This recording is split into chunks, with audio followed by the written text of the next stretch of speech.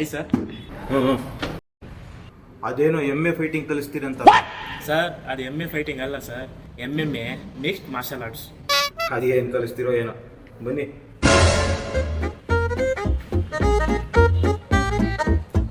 Madam ನೀವು ಜಾಯ್ನಿ.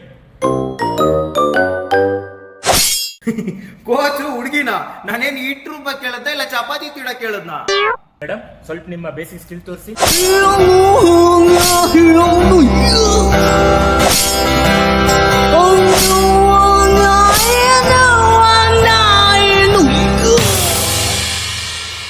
ಇದು basic ಸ್ಕಿಲ್ಸಾ?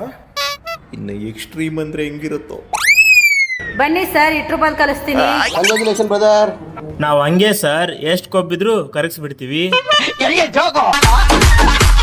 ಎಲ್ಲ ದೇವರ ಆಶೀರ್ವಾದ.